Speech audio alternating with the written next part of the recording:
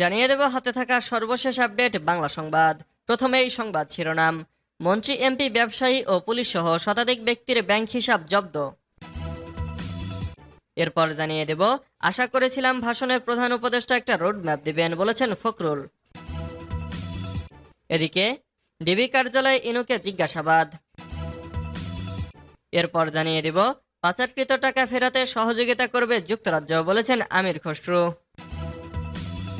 সর্বশেষ জানিয়ে দিব, সাক্ষাৎকার বদিউল আলম মজুমদার, রাষ্ট্র সংস্কারের ৬ প্রস্তাব। এতক্ষণ শুনছিলেন সংবাদ শিরোনাম, এবারে বিস্তারিত।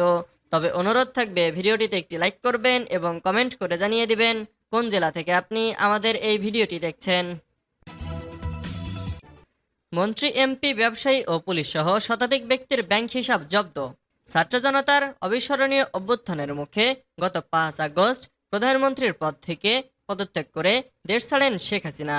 এর মাধ্যমে টানা ১৬ বছরের আওয়ামী লীগের নজিরবিহীন দুঃশাসন ও স্বেচ্ছাচারিতার অবসান ঘটে। সরকারের পতনের পর তার আমলের মন্ত্রী, এমপি, বিভিন্ন সহযোগী সহ গুরুত্বপূর্ণ সংস্থার শীর্ষ পদে থাকা ব্যক্তিদের দুর্নীতি, অর্থ পাচার ও ঋণ কেলেঙ্কারির খবর বেরিয়ে আসছে। হাসিনা পালানোর সঙ্গে সঙ্গে অভিযুক্ত ব্যক্তিরাও গা ঢাকা দেন। ফিরে অনেকে আইনশৃঙ্খলা বাহিনীর কাছে আটক ও গ্রেফতার হন। এমন পরিস্থিতিতে আর্থিক অনিয়মের সঙ্গে জড়িত ব্যক্তিদের ব্যাংক হিসাব তলব ও জব্দ করে বাংলাদেশ ফাইন্যান্সিয়াল ইন্টেলিজেন্স ইউনিট। একই সঙ্গে তাদের স্ত্রী, সন্তান সহ ব্যক্তিগত ও প্রাতিষ্ঠানিক ব্যাংক হিসাবের লেনদেন স্থগিত করতে বলা হয়। ব্যাংক অ্যাকাউন্ট জব্দ হওয়ার তালিকায় সাবেক মন্ত্রী, এমপি, প্রতিমন্ত্রী, ব্যবসায়ী, গুরুত্বপূর্ণ সংস্থার শীর্ষ ব্যক্তি, সাবেক সেনা ও পুলিশ কর্মকর্তা সহ শতাধিক ব্যক্তি ও প্রতিষ্ঠানের নাম রয়েছে। সরকার পতনের পর ১২ই আগস্ট সাবেক তথ্য প্রতিমন্ত্রী মোহাম্মদ আলী আরাফাত ও তার স্ত্রীর নামে থাকা ব্যাংক হিসাব জব্দের নির্দেশ দিয়েছে বিএফআইইউ। একই সঙ্গে তাদের হিসাবের সব তথ্য চেয়েছে সংস্থাটি। বিএফআইইউর পক্ষ থেকে ব্যাংক আর্থিক প্রতিষ্ঠানে পাঠানো চিঠিতে বলা হয়, মোহাম্মদ আলী আরাফাত ও তার স্ত্রী শারমিন মুশতারির ব্যক্তিগত ও ব্যবসায়িক অ্যাকাউন্টের মাধ্যমে সব ধরনের টাকা তোলা বন্ধ থাকবে। আশা করেছিলাম ভাষণের প্রধান উপদেষ্টা একটা রোডম্যাপ দেবেন, বলেছেন ফখরুল। দেশবাসীর উদ্দেশ্যে প্রধান উপদেষ্টা ডক্টর মোহাম্মদ ইউনূসের ভাষণে সন্তোষ প্রকাশ করে বিএনপি মহাসচিব মির্জা ফখরুল ইসলাম আলমগীর বলেছেন, আমরা আশা করেছিলাম প্রধান উপদেষ্টা একটা রোডম্যাপ দিবেন। আমরা গণতন্ত্রে উত্তরণের সেই রোডম্যাপ তার বক্তব্যের মধ্যে পাইনি। সোমবার ২৬শে আগস্ট দুপুরে জাতীয় প্রেস ক্লাবে জাতীয় পার্টির প্রতিষ্ঠাতা কাজী জাফর আহমেদের মৃত্যুবার্ষিকী উপলক্ষে আলোচনায় এ প্রক্রিয়া জানান বিএনপি মহাসচিব। মির্জা ফখরুল বলেন, কবে নির্বাচন হবে এটা রাজনৈতিক সিদ্ধান্ত। প্রধান উপদেষ্টা ঠিকই বলেছেন, অবশ্যই রাজনৈতিক সিদ্ধান্ত হবে। এই রাজনৈতিক সিদ্ধান্ত নেওয়ার জন্য তো রাজনৈতিক নেতা, রাজনৈতিক দল, রাজনৈতিক ব্যক্তিদের সঙ্গে আলোচনা করতে হবে। আমি আশা করব আমাদের প্রধান উপদেষ্টা খুব দ্রুত সে প্রক্রিয়াটার দিকে যাবেন এবং তিনি রাজনৈতিক দলগুলোর সঙ্গে কথা বলবেন। আমাদের এখন অত্যন্ত ধৈর্য ধরে সতর্কতার সঙ্গে পা বাড়াতে হবে, মন্তব্য করে ফখরুল বলেন, এই সরকার অবশ্যই কাজ করার জন্য এসেছে, সেই কাজ করার সুযোগ তাদের দিতে হবে। একথা আমরা বারবার বলছি। যৌক্তিক সময় অবশ্যই তাদের দিতে চাই। বাংলাদেশকে যেন কেউ পুলিশি রাষ্ট্র বানাতে না পারে সেই ব্যবস্থা নেওয়া হবে। প্রধান উপদেষ্টার এমন কথাকে সাধুবাদ জানিয়ে ফখরুল বলেন, অত্যন্ত ভালো কথা, আমরা সব সময় এটাই চাই। আমরা পুলিশি রাষ্ট্রে পরিণত হতে চাই না। আমাদের নিয়ন্ত্রণ করবে, প্রতিটি মুহূর্তে বলে দেবে যে এটা করা যাবে, এটা করা যাবে না, অথবা আমাদের মিথ্যা মামলা দিয়ে তুলে নিয়ে গিয়ে আমাদের থেকে টাকা নেবে, আমাদের ছেলেদের গুলি করবে। এটা আমরা আর দেখতে চাই না। এটা করতে আমরা সর্বোচ্চ সহযোগিতা করব। ডিবি কার্যালয়ে ইনুকে জিজ্ঞাসাবাদ। জাতীয় সমাজতান্ত্রিক দলের সভাপতি ও সাবেক তথ্যমন্ত্রী হাসানুল হক ইনুকে গ্রেফতারের পর জিজ্ঞাসাবাদ করেছে ঢাকা মহানগর গোয়েন্দা পুলিশ। নিউ মার্কেট থানার একটি মামলায় তাকে গ্রেফতার করা হয়েছে। সোমবার ২৬শে আগস্ট বিকেলে উত্তরার বাসা থেকে তাকে গ্রেফতার করে ডিবির একটি টিম।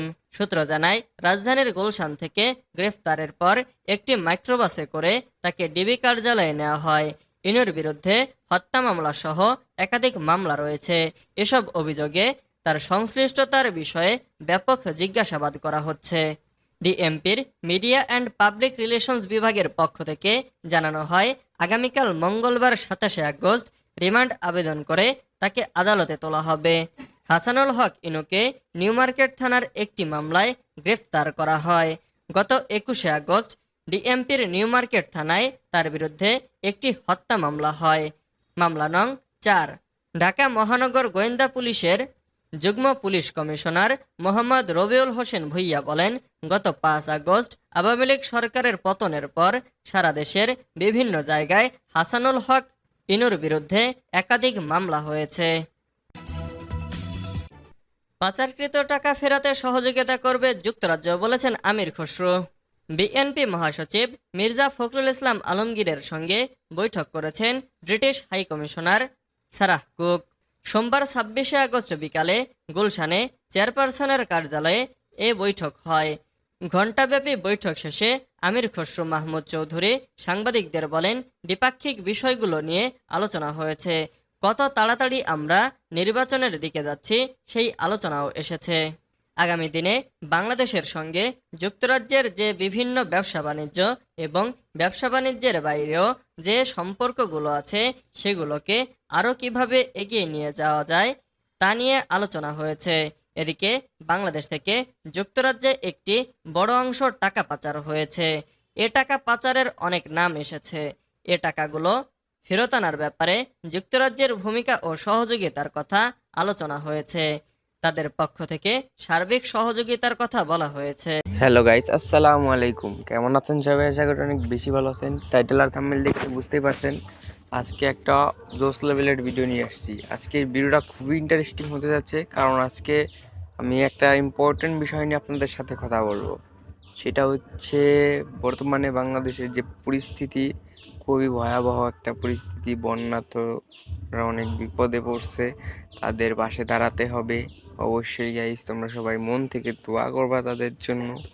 আমি তো অবশ্যই দোয়া করতেছি, এবং যারা হচ্ছে সাহায্য করতে চাও তারা অবশ্যই সাহায্য করবা। আর যারা চাই যে সাহায্য করতে পারবা তারা যাবা, অবশ্যই গিয়ে সাহায্য করলে অনেক বেশি ভালো হয়। তো গাইজ, সবাই চলে যাও, বেশি দেরি করো না।